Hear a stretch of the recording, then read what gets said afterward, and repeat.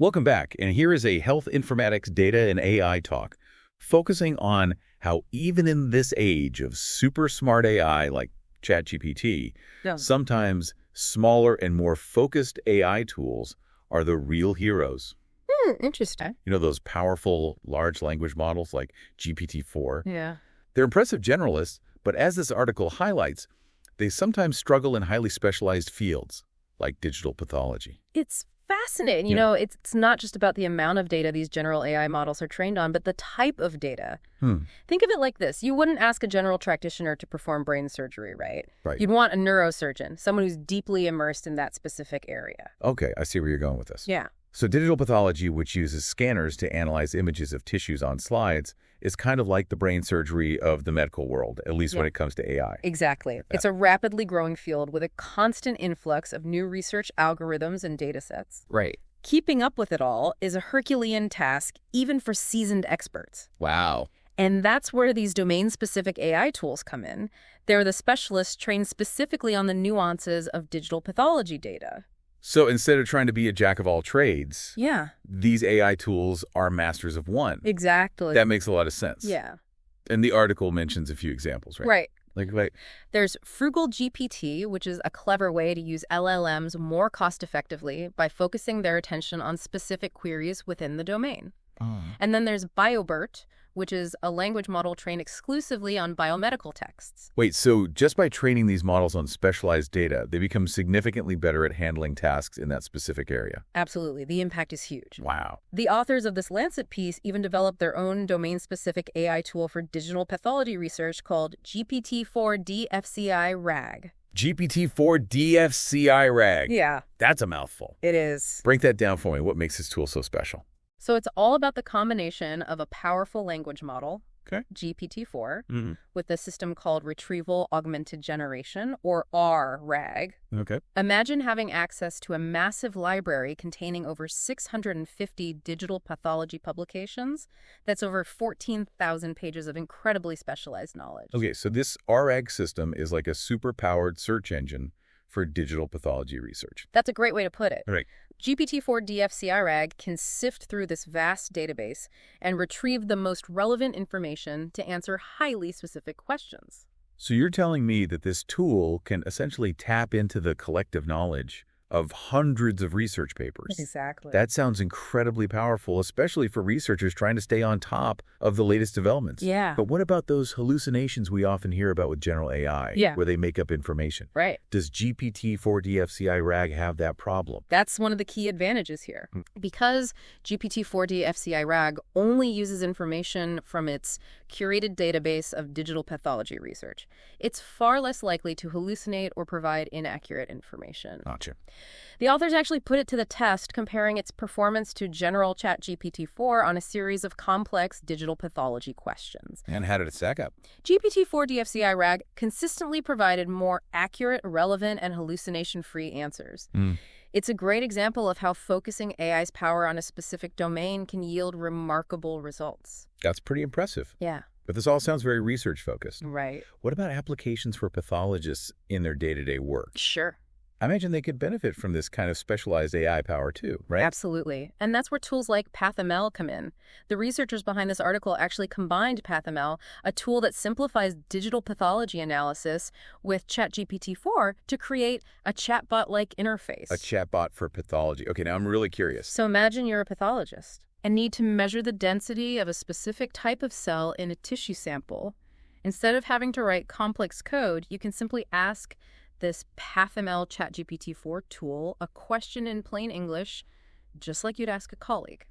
So I could ask something like, hey, can you help me measure the density of these immune cells? Precisely. Aye. And the tool will not only understand your request, but will also generate the code needed to perform that analysis. Wow. So it's like having a coding expert at your beck and call. Right. But one who speaks plain English. Exactly. That could really level the playing field, making these advanced analyses accessible to pathologists and researchers who might not have extensive coding skills. That's exactly right. And this idea of domain-specific AI isn't limited to just digital pathology. It has the potential to revolutionize other areas of medicine and research.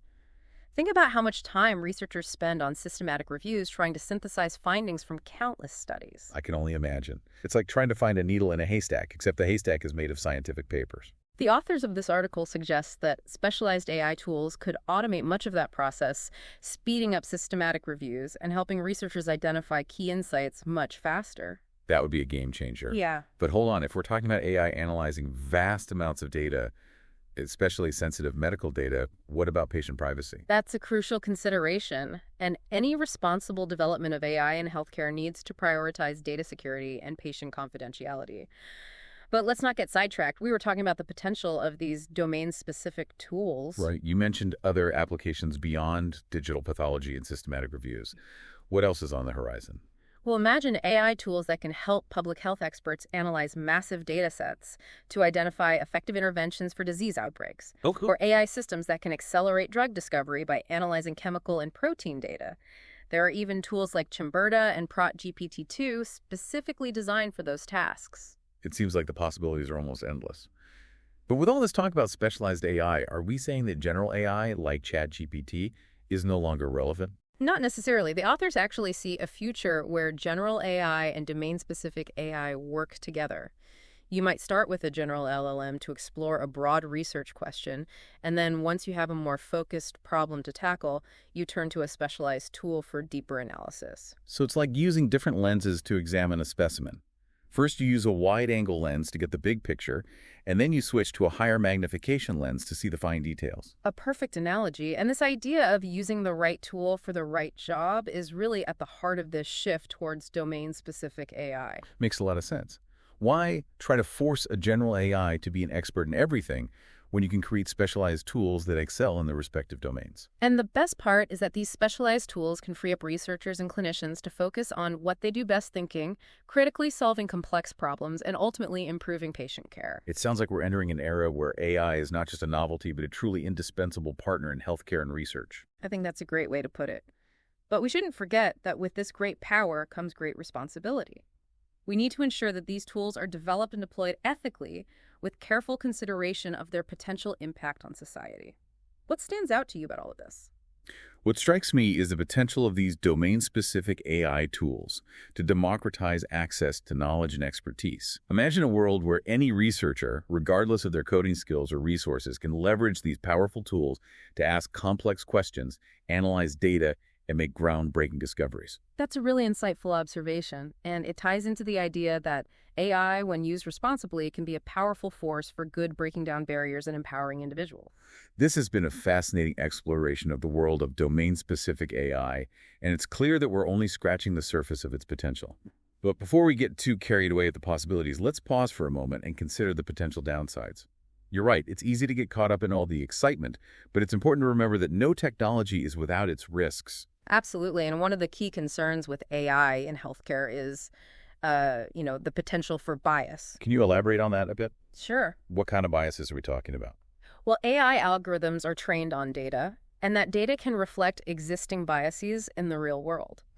For example, if a diagnostic AI is trained on data that predominantly includes patients from a certain demographic group, it might not be as accurate when applied to patients from other groups. So it's not that the AI itself is intentionally biased. Right. But it can inherit biases from the data it's trained on. Exactly. And this is something that researchers and developers are actively working to address. But it's a complex issue that requires careful attention. It sounds like we need to be very mindful about the data used to train these AI tools and make sure it's diverse and representative of the populations they'll be used on. Absolutely. We also need to be cautious about over-reliance on AI.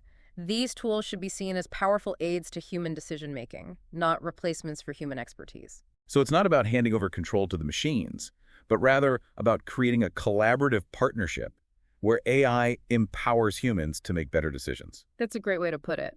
And I think that's a key message for our listener as well. As these domain-specific AI tools become more prevalent in healthcare and research, it's important to approach them with a healthy dose of skepticism and critical thinking. So always question the results, consider the potential biases, and remember that AI is a tool to be used thoughtfully and responsibly. Precisely. And as we've discussed throughout this deep dive, the potential benefits of these tools are truly remarkable. But realizing that potential requires a careful and ethical approach to their development and deployment. It's been an incredibly thought-provoking conversation, and I think you've given our listener a lot to consider. I hope so as we move forward into this exciting era of AI-powered healthcare and research. It's crucial that we engage in open dialogue, address the challenges head-on, and work together to ensure that these technologies are used to benefit all of humanity. Well said. And on that note, I want to thank you for joining us on this deep dive into the world of domain-specific AI. It's a fascinating field with immense potential, and I'm sure we'll be revisiting this topic again in the future. It's been a pleasure. And remember, listener, the future of AI is not predetermined. It's something we're shaping together through our choices and actions. And that's a powerful thought to leave you with. Thanks for listening, and until next time, stay curious and keep exploring the frontiers of knowledge.